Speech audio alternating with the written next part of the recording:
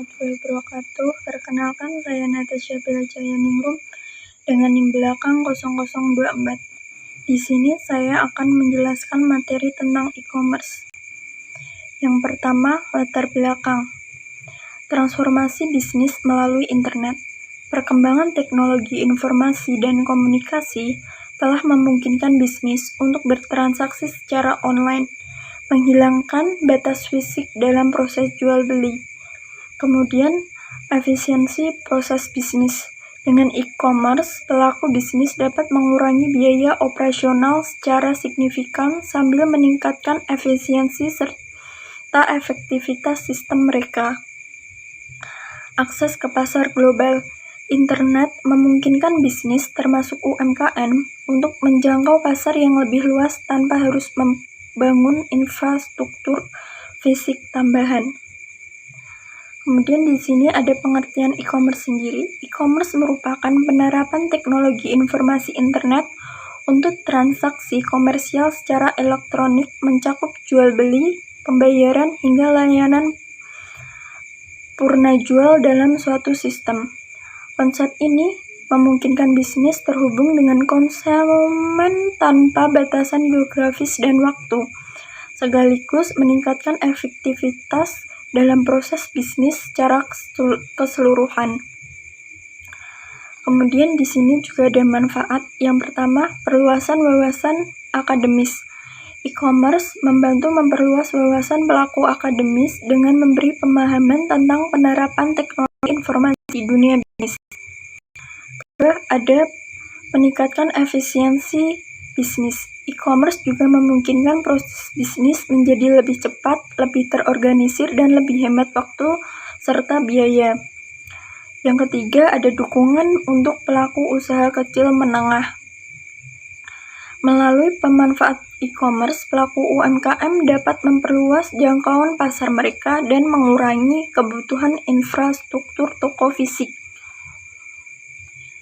Di sini ada jenis-jenis e-commerce. Yang pertama, business to business. Jadi melibatkan transaksi antara perusahaan, biasanya dalam jumlah besar dengan fokus pada hubungan jangka panjang. Yang kedua, business to customer. Interaksi langsung antara perusahaan dengan konsumen melalui website atau aplikasi. Penyediaan produk atau jasa secara praktis. Yang ketiga, ada customer to customer. Transaksi ini antara individu yang biasanya difasilitasi oleh platform marketplace sebagai perantara. Kemudian yang terakhir ada customer to business.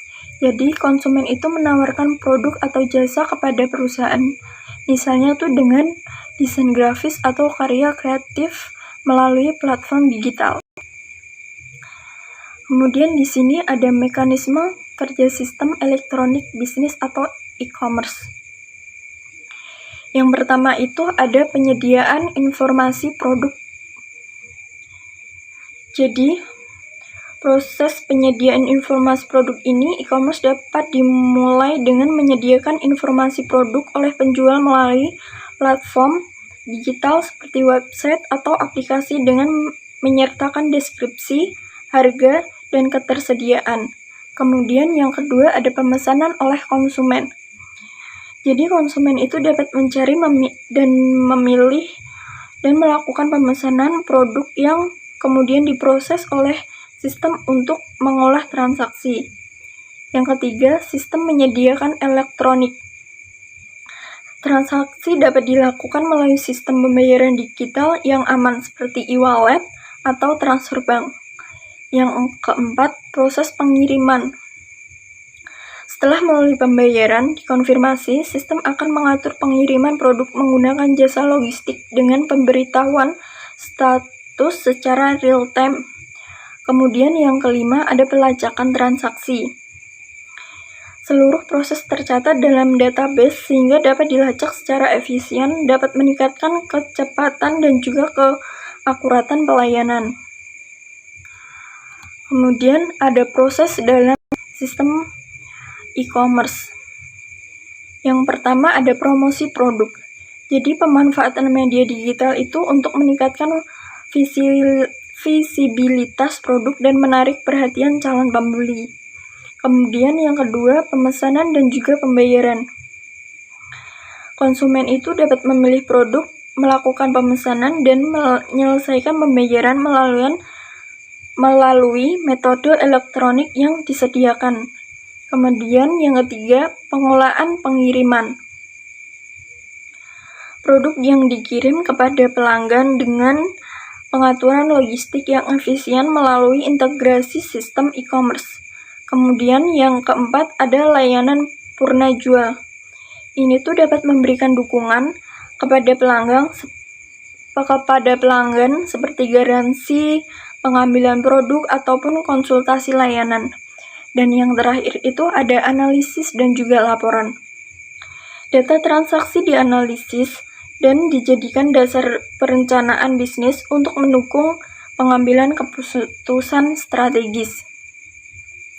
Dan yang terakhir di sini ada kesimpulan. Jadi e-commerce itu dapat memiliki peran strategis dalam dunia bisnis karena kehadirannya tidak hanya mendukung efisiensi dan juga efektivitas proses bisnis, tetapi juga memberikan manfaat berupa kemudahan bagi konsumen dalam melakukan transaksi kepada siapa saja dan di mana saja.